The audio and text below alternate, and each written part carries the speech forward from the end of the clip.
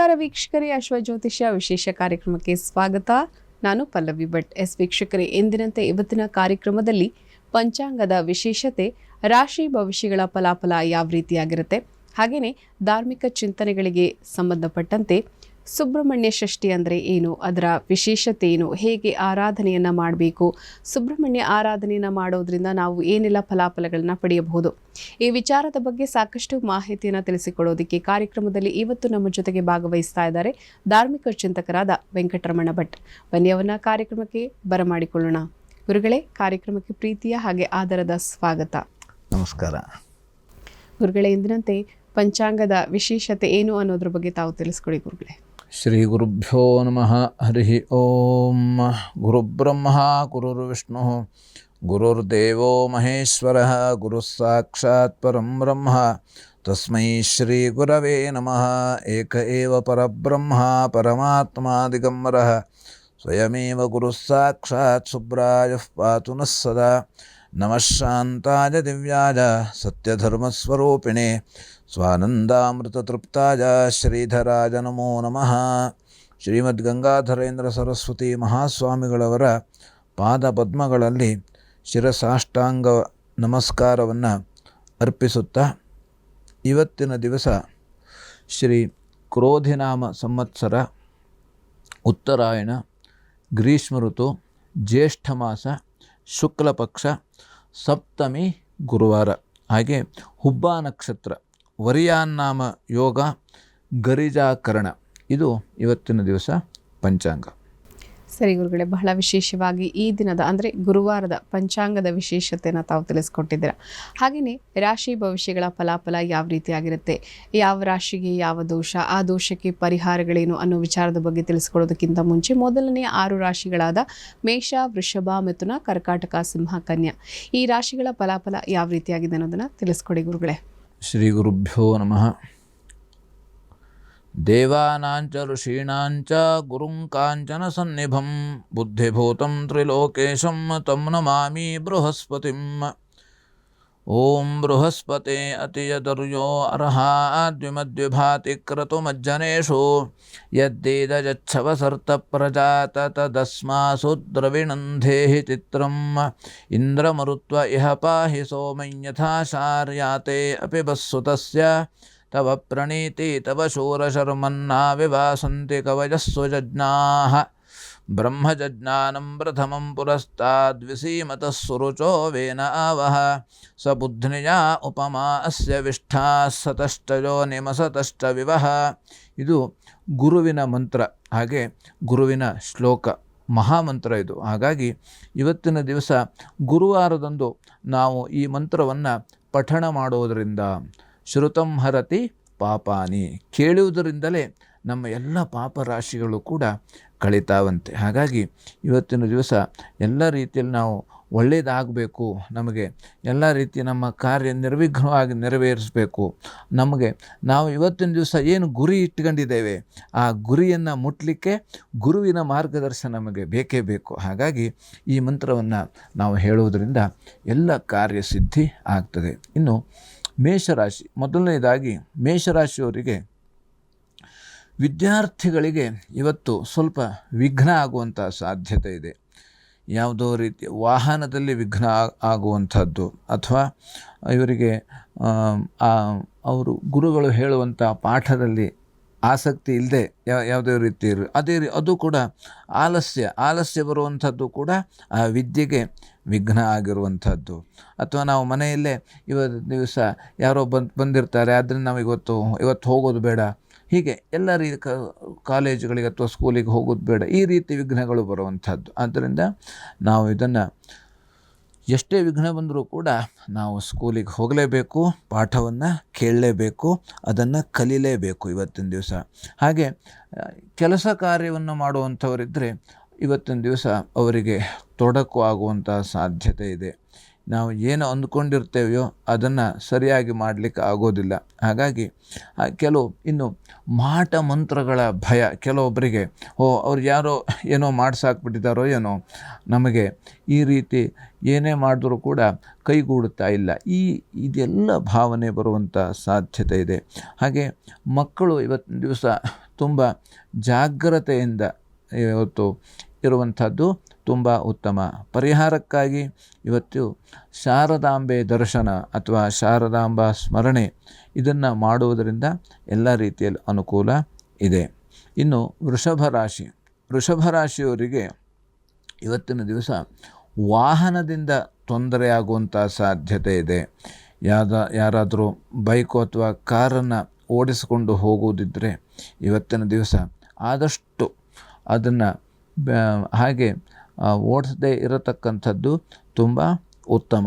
ಇನ್ನು ಬಂಧುಗಳಲ್ಲಿ ಜಗಳ ಆಗುವಂಥ ಸಾಧ್ಯತೆ ಇದೆ. ಬಂಧು ಬಾಂಧವರಲ್ಲಿ ಯಾವುದೋ ಕಾರಣಕ್ಕೆ ಹಳೆ ವಿಚಾರಕ್ಕೆ ಅಥವಾ ಏನೋ ಒಂದು ಮಾತನ್ನು ಹೇಳಿದಾಗ ಅದರಲ್ಲೇ ಜಗಳ ಆಗುವಂಥ ಸಾಧ್ಯತೆ ಇದೆ.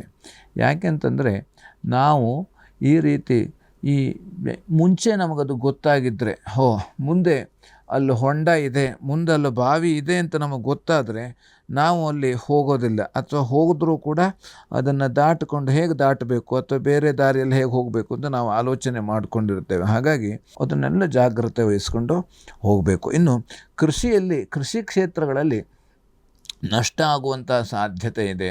ಆದ್ದರಿಂದ ಯಾವುದೇ ನಾವು ಅದಕ್ಕೆ ಕೃಷಿಗೆ ಬೇಕಾಗಿರುವಂಥ ಯಂತ್ರೋಪಕರಣಗಳನ್ನ ತಗೊಂಡಿರ್ತೇವೆ ಅಥವಾ ತಗೊಳ್ಳುವಂಥದ್ದು ಅದು ನಮಗೆ ಬೇಕೋ ಬೇಡವೋ, ಅಥವಾ ನಮಗೆ ಇವತ್ತು ಒಂದು ದಿವಸಕ್ಕೆ ಬೇಕು ಅಂತ ಆದರೆ ನಾವು ಆ ಉಪಕರಣಗಳನ್ನು ನಾವು ತೆಗೆದುಕೊಂಡು ಅದನ್ನು ಹಾಗೆ ಇಟ್ಕೊಂಡು ಇನ್ನು ಮುಂದಿನ ವರ್ಷ ಅದು ಬೇಕಾಗ್ತದೆ, ಅದರ ಉಪಯೋಗ ಮುಂದಿನ ವರ್ಷ ಅಂತ ಆದರೆ ಅದನ್ನು ನಾವು ಖರೀದಿ ಮಾಡುವಂಥದ್ದು ನಮಗೆ ಸ್ವಲ್ಪ ನಷ್ಟವಾಗ್ತದೆ. ಹಾಗಾಗಿ ಅದರಿಂದ ಬಾಡಿಗೆಯನ್ನು ತಂದುಕೊಂಡು ಅದನ್ನು ಮಾಡುವಂಥದ್ದು ತುಂಬ ಉತ್ತಮ. ಹಾಗೆ ಇವತ್ತಿನ ದಿವಸ ಆಭರಣವನ್ನು ನಾವು ಕಳೆದುಕೊಳ್ಳುವಂಥದ್ದು ಅಥವಾ ಮರೆತು ಬಿಡುವಂಥ ಎಲ್ಲ ಸಾಧ್ಯತೆಗಳು ಇದೆ. ಪರಿಹಾರಕ್ಕಾಗಿ ಲಕ್ಷ್ಮೀ ಪ್ರಾರ್ಥನೆ ಮಾಡುವುದರಿಂದ ಎಲ್ಲ ರೀತಿಯಲ್ಲಿ ಅನುಕೂಲ ಆಗ್ತದೆ. ಇನ್ನು ಮಿಥುನ ರಾಶಿಯವರಿಗೆ ಇವತ್ತು ಎದೆ ನೋವು ಬರುವಂತಹ ಸಾಧ್ಯತೆ ಇದೆ. ಆದ್ದರಿಂದ ಎಲ್ಲಾದರೂ ಸ್ವಲ್ಪ ಆ ಎದೆ ನೋವು ಕಾಣಿಸಿಕೊಂಡಲ್ಲಿ ನಾವು ಅದಕ್ಕೆ ಏನು ಪರಿಹಾರವನ್ನು ಮಾಡಿಕೊಳ್ಬೇಕು, ಏನು ಚಿಕಿತ್ಸೆಯನ್ನು ಅದಕ್ಕೆ ಕೊಡಿಸಬೇಕು, ಅದನ್ನು ನಾವು ಅವಶ್ಯವಾಗಿ ಅದನ್ನು ಮಾಡಿಸಲೇಬೇಕು. ಸೇನೆಯಲ್ಲಿ ಇರುವವರಿಗೆ ಇವತ್ತಿನ ದಿವಸ ಸ್ವಲ್ಪ ಸಮಸ್ಯೆ ಆಗುವಂಥ ಸಾಧ್ಯತೆ ಇದೆ. ಆದ್ದರಿಂದ ಯಾರಾದರೂ ಕೂಡ ಸೇನೆಯಲ್ಲಿ ಇದ್ದರೆ ಅಥವಾ ಸೇನೆಗೆ ಹೋಗೋವರಿದ್ದರೂ ಕೂಡ ಜಾಗೃತವಾಗಿ ಇದ್ದುಕೊಂಡು ಅದು ಎಲ್ಲ ಆ ಕೆಲಸ ಕಾರ್ಯವನ್ನು ಮಾಡುವಂಥದ್ದು ತುಂಬ ಉತ್ತಮ. ಇನ್ನು ಸಹೋದರರಲ್ಲಿ ಕಲಹ ಆಗುವಂಥ ಸಾಧ್ಯತೆ ಇದೆ. ಅಣ್ಣ ತಮ್ಮಂದಿರು, ಅಕ್ಕ ತಂಗಿಯರಲ್ಲಿ ಸಣ್ಣ ವಿಷಯಕ್ಕೆ ಏನೋ ಸುಮ್ಮನೆ ಜಗಳ ಆಗುವಂಥ ಸಾಧ್ಯತೆ ಇದೆ.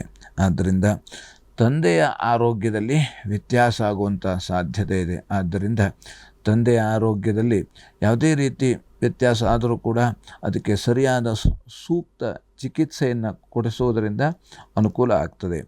ದೂರ ಪ್ರಯಾಣದಲ್ಲಿ ತೊಂದರೆ ಆಗುವಂಥ ಸಾಧ್ಯತೆ ಇದೆ. ಯಾರಾದರೂ ಬೇರೆ ದೇಶಕ್ಕೆ ಹೋಗುವಂಥವರು ಅಥವಾ ಬೇರೆ ರಾಜ್ಯಕ್ಕೆ ಹೋಗುವಂಥವರು ಈ ರೀತಿಯಲ್ಲಿ ಅವರು ಹೊರಡುವಾಗ ಸ್ವಲ್ಪ ಜಾಗ್ರತೆಯಿಂದ ನಿಗಾವಹಿಸಿ ಅವರು ಪ್ರಯಾಣವನ್ನು ಮಾಡುವಂಥದ್ದು ತುಂಬ ಉತ್ತಮ. ಯಾಕಂದರೆ 2 ಗಂಟೆ ನಾವು ಮುಂಚೆ ಹೋಗಬೇಕು ಅಂದರೆ ಅಲ್ಲಿ ಮತ್ತು ಜಾಸ್ತಿಯಾಗಿ 4 ಗಂಟೆ 5 ಗಂಟೆ ನಾವು ಕಾಯುವಂಥ ಅವಶ್ಯಕತೆ ಬಂದುಬಿಡ್ತದೆ. ಹಾಗಾಗಿ ಅದನ್ನು ನಾವು ನೋಡಿಕೊಂಡು ಪ್ರಯಾಣ ಮಾಡುವಂಥದ್ದು ತುಂಬ ಉತ್ತಮ.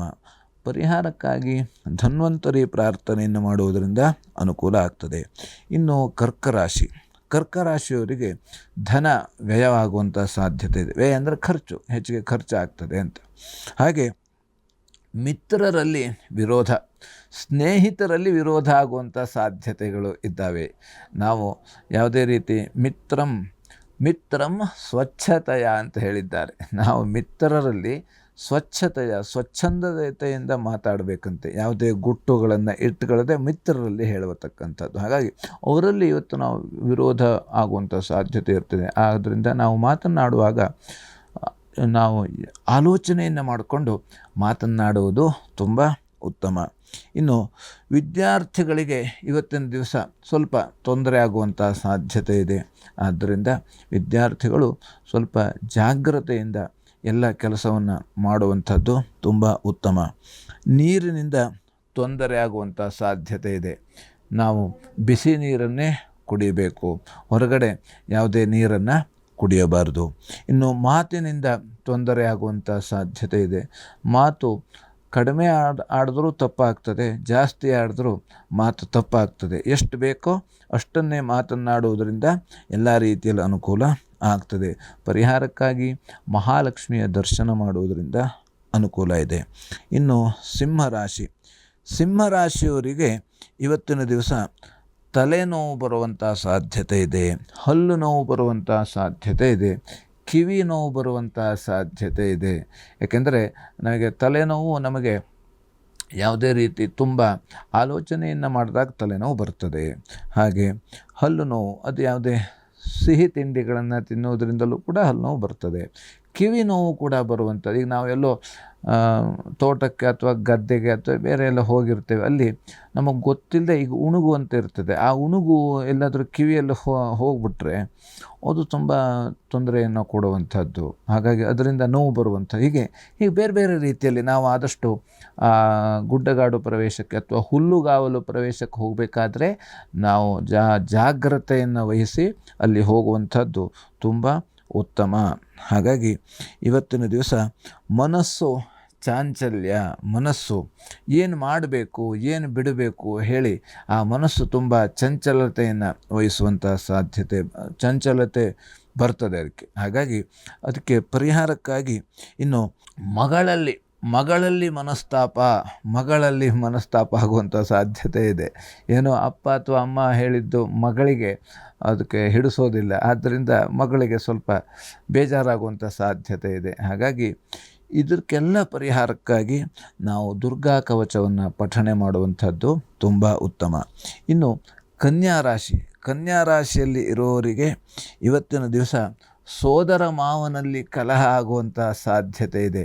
ಸೋದರ ಮಾವ ನಾವು ಏನೋ ಹೇಳಿರ್ತೇವೆ ಅಥವಾ ಏನೋ ಕೊಟ್ಟಿರ್ತೇವೆ, ಏನೋ ತಗೊಂಡಿರ್ತೇವೆ, ಇದರಿಂದ ಸ್ವಲ್ಪ ಜಗಳ ಆಗುವಂಥ ಸಾಧ್ಯತೆ ಇದೆ. ಕೃಷಿಯಲ್ಲಿ ಹೆಚ್ಚಿಗೆ ಖರ್ಚಾಗುವಂಥದ್ದು ಇವತ್ತಿನ ದಿವಸ. ಯಾವುದೇ ರೀತಿ ಏನೋ ನಾವು ತಗೊಳ್ತೇವೆ ಬಿಡುತ್ತೇವೆ, ಇದರಿಂದ ಖರ್ಚಾಗುವಂಥ ಸಾಧ್ಯತೆ ಇದೆ. ಹಾಗೆ ಇನ್ನು ಚಿಕ್ಕಮ್ಮನಲ್ಲಿ ಮನಸ್ತಾಪ ಆಗುವಂಥ ಸಾಧ್ಯತೆ ಇದೆ. ನಾವು ಏನೋ ಹೇಳ್ತೇವೆ ಅಥವಾ ಅವರು ಏನೋ ಹೇಳ್ತಾರೆ, ಅದರಿಂದ ನಮಗೆ ಬೇಜಾರಾಗುವಂಥದ್ದು. ಹೀಗೆ ನಾವು ಅದನ್ನು ಆದಷ್ಟು ಜಾಗ್ರತೆಯಿಂದ ಮಾತನಾಡುವಂಥದ್ದು ತುಂಬ ಉತ್ತಮ. ಇವತ್ತಿನ ದಿವಸ ಪರಿಹಾರಕ್ಕಾಗಿ ಚಂದ್ರನಿಗೆ ಅರ್ಚನೆ ಮಾಡಿಸುವುದರಿಂದ ಎಲ್ಲ ರೀತಿಯಲ್ಲಿ ಅನುಕೂಲ ಆಗ್ತದೆ. ಸರಿ ಗುರುಗಳೇ, ಬಹಳ ವಿಶೇಷವಾಗಿ ಈ ದಿನದ ರಾಶಿ ಭವಿಷ್ಯದಲ್ಲಿ ಮೊದಲನೇ 6 ರಾಶಿಗಳ ಫಲಾಫಲ ಯಾವ ರೀತಿಯಾಗಿದೆ ಅನ್ನೋದನ್ನು ತಾವು ತಿಳಿಸ್ಕೊಟ್ಟಿದ್ದೀರಾ. ಹಾಗೆಯೇ ವೀಕ್ಷಕರೇ, ಗುರುಗಳನ್ನು ತಾವು ನೇರ ಭೇಟಿಯಾಗಬೇಕು ಅಂತ ಆಸಕ್ತಿ ಇರುವಂಥವರು ಮಲ್ಲೇಶ್ವರಂನ 5ನೇ ಕ್ರಾಸ್ 5ನೇ ಮೇಯ್ನಲ್ಲಿರುವ ಜಂಬೂ ಗಣಪತಿ ದೇವಸ್ಥಾನಕ್ಕೆ ತಾವು ಹೋಗಿ ಗುರುಗಳನ್ನು ತಾವು ನೇರ ಭೇಟಿಯಾಗ್ಬೋದು. ಹಾಗೆಯೇ ಗುರುಗಳನ್ನು ಸಂಪರ್ಕಿಸಬೇಕು ಅಂತ ಆಸಕ್ತಿ ಇರುವಂಥವರು TV ಸ್ಕ್ರೀನ್ ಮೇಲೆ ನಂಬರ್ ಒಂದು ಡಿಸ್ಪ್ಲೇ ಮಾಡ್ತೀವಿ, ಆ ನಂಬರ್ಗೆ ಕರೆ ಮಾಡಿ ಗುರುಗಳನ್ನು ತಾವು ನೇರ ಭೇಟಿಯಾಗ್ಬೋದು. ಹಾಗೆಯೇ ನಿಮ್ಮ ಜಾತಕದಲ್ಲಿ ಯಾವೆಲ್ಲ ದೋಷಗಳಿವೆ ಆ ದೋಷಗಳಿಗೆ ಉತ್ತಮ ಪರಿಹಾರವನ್ನು ಕಂಡುಕೊಳ್ಬೋದು. ಇದರ ಜೊತೆಗೆ ಪೂಜೆ ಪುನಸ್ಕಾರ, ಹೋಮ ಹವನ ಇತ್ಯಾದಿ ಕಾರ್ಯಕ್ರಮಗಳನ್ನು ಮಾಡಿಸಬೇಕು ಅಂತ ಆಸಕ್ತಿ ಇರುವಂಥವರು ಕೂಡ ಗುರುಗಳನ್ನು ನೇರ ಭೇಟಿಯಾಗಿ ಈ ಒಂದು ಕಾರ್ಯಕ್ರಮಗಳನ್ನು ತಾವು ಮಾಡಿಸ್ಬೋದು ಅಂತ ಹೇಳ್ತಾ, ಗುರುಗಳೇ, ಕಾರ್ಯಕ್ರಮದಲ್ಲಿ ಪುಟ್ಟದೊಂದು ವಿರಾಮವನ್ನು ತೆಗೆದುಕೊಳ್ಳುವಂತಹ ಸಮಯ ಆಗಿದೆ. ವೀಕ್ಷಕರೇ, ಕಾರ್ಯಕ್ರಮದಲ್ಲಿ ಪುಟ್ಟದೊಂದು ವಿರಾಮದ ನಂತರ ಮತ್ತಷ್ಟು ವಿಚಾರಗಳು.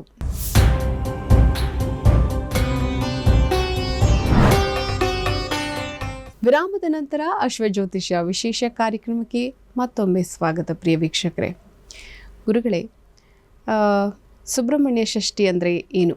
ಈ ಸುಬ್ರಹ್ಮಣ್ಯ ಷಷ್ಠಿಯ ಆರಾಧನೆಯೇ ಯಾವ ರೀತಿಯಾಗಿ ಮಾಡ್ಕೋಬೇಕು? ಷಷ್ಠಿಯ ವಿಶೇಷತೆ ಸಾಕಷ್ಟು ಜನರಿಗೆ ಗೊತ್ತಿರೋದಿಲ್ಲ. ಷಷ್ಠಿಯನ್ನು ಆರಾಧನೆ ಮಾಡೋದು ಅಂತ ಕೇಳ್ತಾರೆ, ಈಗ ದೇವಸ್ಥಾನದಲ್ಲಿ ಪೂಜೆಯನ್ನು ಮಾಡ್ತಾರೆ, ಹೋಮ ಹವನಗಳಿರುತ್ತೆ. ಆದರೆ ನಾವು ಷಷ್ಠಿಯ ಆರಾಧನೆಯನ್ನು ಹೇಗೆ ಮಾಡಬೇಕು, ಸುಬ್ರಹ್ಮಣ್ಯ ಆರಾಧನೆಯನ್ನು ಮಾಡೋದ್ರಿಂದ ಯಾವೆಲ್ಲ ಫಲಾಫಲಗಳನ್ನು ಪಡೆಯಬಹುದು, ಇದರ ವಿಶೇಷತೆ ಏನು ಅನ್ನೋದ್ರ ಬಗ್ಗೆ ತಿಳಿಸ್ಕೊಡಿ ಗುರುಗಳೇ. ಸುಬ್ರಹ್ಮಣ್ಯ ಅಂದರೆ ನಮೋ ಅಸ್ತು ಸರ್ಪೇಭ್ಯೋ ಏಕೆ ಚ ಪೃಥಿವೀಮನು ಯೇ ಅಂತರಿಕ್ಷೇ ಯೇ ದಿವಿತೇಭ್ಯ ಸರ್ಪೇಭ್ಯೋ ನಮಃ ಯೇ ದೋರೋಚನೆ ದಿವೋ ಯೇ ವಾ ಸೂರ್ಯಸ್ಯ ರಶ್ಮಿಷು ಯೇಷಾಮಪ್ಸು ಸತಃ ಕೃತಂತೇಭ್ಯ ಸರ್ಪೇಭ್ಯೋ ನಮಃ. ಈ ಮಂತ್ರವನ್ನು ನಾವು ಪಠಣೆ ಮಾಡೋದರಿಂದ ಇದು ಸುಬ್ರಹ್ಮಣ್ಯನ ಆರಾಧನೆ ಮಾಡುವಂಥ ಮಂತ್ರ ಇದು. ಹಾಗಾಗಿ ಸುಬ್ರಹ್ಮಣ್ಯ ಇವತ್ತಿನ ದಿವಸ ಅವನು ಷಷ್ಠಿಯಂದೇ ಯಾಕೆ ಅವನ ಆರಾಧನೆಯನ್ನು ಮಾಡುವಂಥದ್ದು? ಸುಬ್ರಹ್ಮಣ್ಯ ಹುಟ್ಟಿದ್ದು ಷಷ್ಠಿಯಂದು. ಹಾಗಾಗಿ ಈ ಷಷ್ಠಿ ಯಾವ ರೀತಿ ವಿನಾಯಕ ಗಣಪತಿ ಹುಟ್ಟಿದ್ದು ಯಾವ ರೀತಿ ಚತುರ್ಥಿಯೆಂದು, ಹಾಗೆ ಸುಬ್ರಹ್ಮಣ್ಯನು ಕೂಡ ಹುಟ್ಟಿದ್ದು ಷಷ್ಠಿಯೆಂದು. ಅದಕ್ಕಾಗಿ ಸುಬ್ರಹ್ಮಣ್ಯ ಷಷ್ಠಿ ಆಚರಣೆಯನ್ನು ಮಾಡತಕ್ಕಂಥದ್ದು. ಹೇಗೆ ಪಾರ್ವತಿ ಪರಮೇಶ್ವರರ ಪುತ್ರ ಸ್ಕಂದ ಸುಬ್ರಹ್ಮಣ್ಯ ಗಣಪತಿ ನಾವು ಹೆಂಗೆ ಹೇಳ್ತೇವೆ, ಹಾಗೆ ಗಣಪತಿನೂ ಹೌದು, ಹಾಗೆ ಸುಬ್ರಹ್ಮಣ್ಯನೂ ಕೂಡ ಹೌದು. ಹಾಗಾಗಿ ಸುಬ್ರಹ್ಮಣ್ಯ ಅಣ್ಣ, ಹಾಗೆ ಗಣಪತಿ ತಮ್ಮ. ಅದಕ್ಕಾಗಿ ಇವತ್ತಿನ ದಿವಸ ಸುಬ್ರಹ್ಮಣ್ಯ ಷಷ್ಠಿ ಅಂದರೆ ಅದಕ್ಕೆ ಸುಬ್ರಹ್ಮಣ್ಯ ಷಷ್ಠಿ ಅಂತ ನಾವು ಕರಿತೇವೆ. ಸುಬ್ರಹ್ಮಣ್ಯ ಷಷ್ಠಿಯನ್ನು ಆರಾಧನೆ ಮಾಡುವಂಥದ್ದು ನಾವು ಬೆಳಗ್ಗೆ ಪ್ರಾತಃ ಕಾಲದಲ್ಲೇ ಎದ್ದುಕೊಂಡು ಸಾಧ್ಯವಾದರೆ ನಾವು ಸ್ನಾನವನ್ನು ಮುಗಿಸಿ ಹಾಗೆ ಪೂಜೆಯನ್ನು ಮಾಡುವಂಥದ್ದು.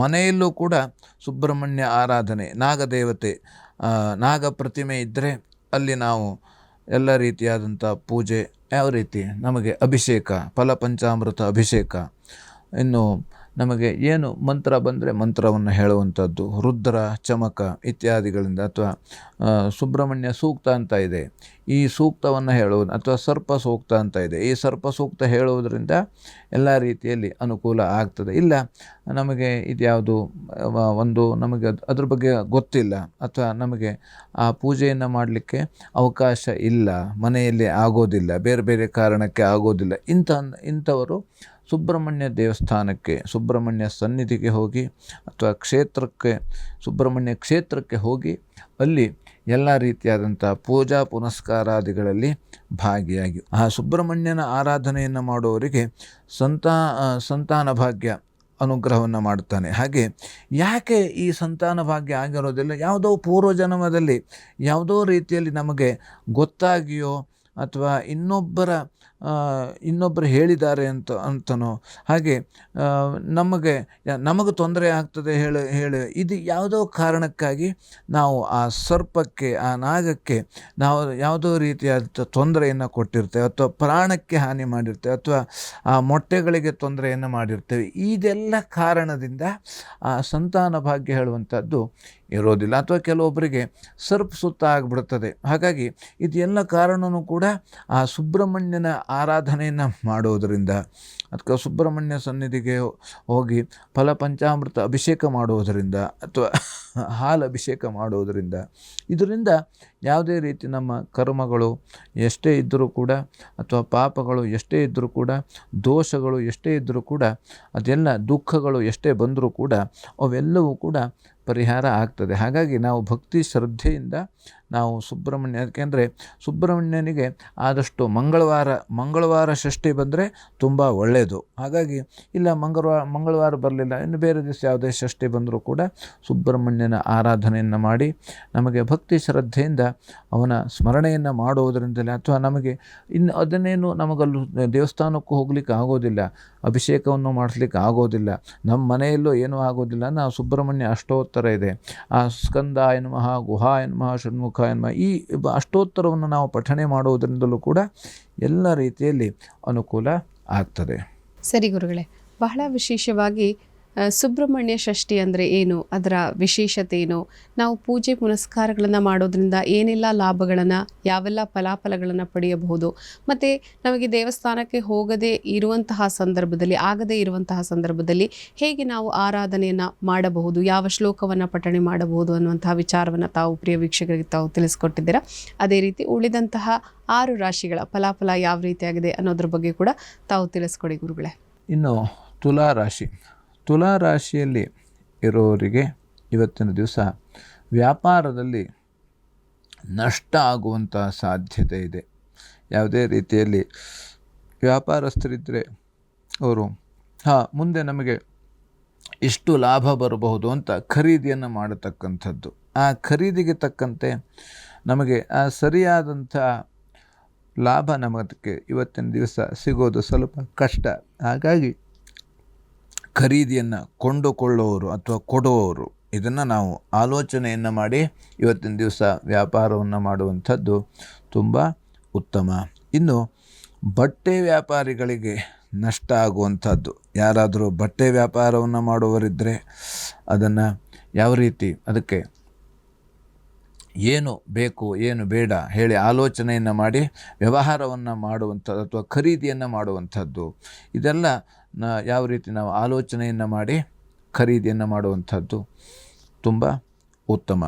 ಇನ್ನು ವಾಹನದಲ್ಲಿ ಇವತ್ತಿನ ದಿವಸ ನಷ್ಟ ಆಗುವಂಥ ಸಾಧ್ಯತೆ ಇದೆ. ನಾವು ಏನೋ ವಾಹನವನ್ನು ತೆಗೆದುಕೊಳ್ತೇವೆ, ಹಾಗಾಗಿ ಅವರು ಎಷ್ಟೋ ಹೇಳ್ತಾರೆ, ಇನ್ನು ಸೆಕೆಂಡ್ ಹ್ಯಾಂಡ್ ವಾಹನ ಆಯಿತು, ಅದರಲ್ಲಿ ಅವರೇನೋ ನಮಗೆ ಏನೋ ಹೇಳಿ ನಮ್ಮನ್ನು ಯಾಮಾರಿಸ್ಬಿಡಿಸ್ತಾರೆ. ಹಾಗಾಗಿ ನಾವು ನೋಡಿಕೊಂಡು ಯಾರ್ದಾರು ಗೊತ್ತಿದ್ದವ್ರನ್ನ ಕರೆದುಕೊಂಡು ಹೋಗಿ ವಾಹನವನ್ನು ಖರೀದಿಯನ್ನು ಮಾಡುವಂಥದ್ದು ಅಥವಾ ವಾಹನವನ್ನು ನಾವು ಮಾರಾಟ ಮಾಡುವಂಥದ್ದು, ತುಂಬ ಆಲೋಚನೆಯನ್ನು ಮಾಡಿ ಮಾರಾಟ ಮಾಡುವಂಥದ್ದು ತುಂಬ ಉತ್ತಮವಾಗಿರುತ್ತದೆ.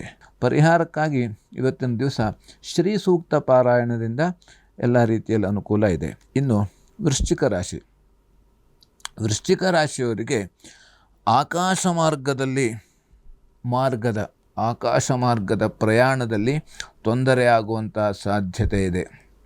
ಆಕಾಶ ಮಾರ್ಗದಲ್ಲಿ ವಿಮಾನ ಅಥವಾ ಹೆಲಿಕಾಪ್ಟರ್ ಇದಕ್ಕೆ ಹೋಗುವಂಥವರು ತುಂಬ ಆಲೋಚನೆಯನ್ನು ಮಾಡಿ ಇವತ್ತು ನಾವು ಆದಷ್ಟು ಹೇಗೆ ಹೋಗಬೇಕು, ಹೇಗೆ ಬರಬೇಕು, ಹೀಗೆ ಆಲೋಚನೆಯನ್ನು ಮಾಡಿ ದೂರ ಪ್ರಯಾಣವನ್ನು ಮಾಡುವಂಥವರು ಅಥವಾ ಅವರಿಗೆ ಸ್ವಲ್ಪ ವಿಳಂಬ ಆಗುವಂಥ ಸಾಧ್ಯತೆ ಇದೆ. ಆದ್ದರಿಂದ ಇವತ್ತು ಯಾಕೆಂದರೆ